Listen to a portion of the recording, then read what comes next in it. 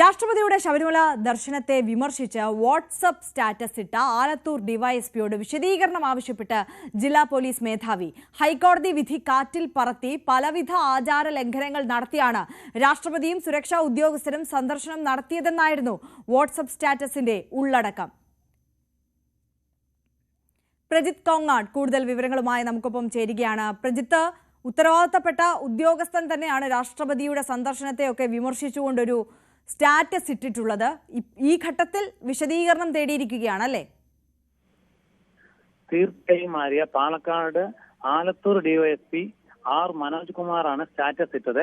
Train യാത്രക്കിടെ വാട്സപ്പിൽ വന്ന കുറിപ്പ് അബദ്ധത്തിൽ സ്റ്റാറ്റസ് ആകുകയായിരുന്നു എന്നാണ് ഇപ്പോൾ ഡിവൈഎസ്പിയുടെ വിശദീകരണം.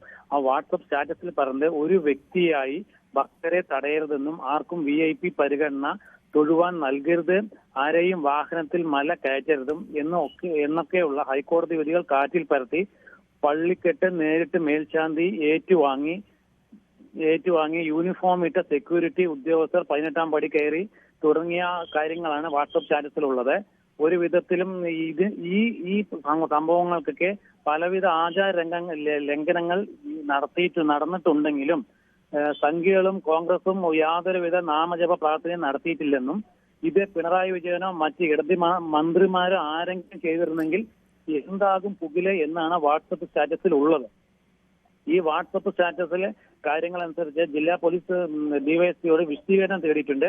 വിശദീകരണത്തിന്റെ അടിസ്ഥാനത്തിൽ കൂടുതൽ റിപ്പോർട്ട്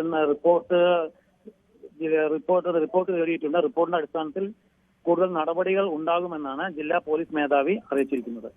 ആര്യ.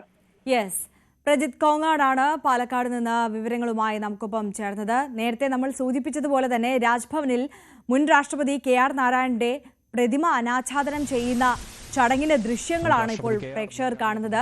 രാഷ്ട്രപതി ദ്രൗപദി മുർമു ആണ് ഈ ചടങ്ങ് നിർവഹിച്ചിട്ടുള്ളത്.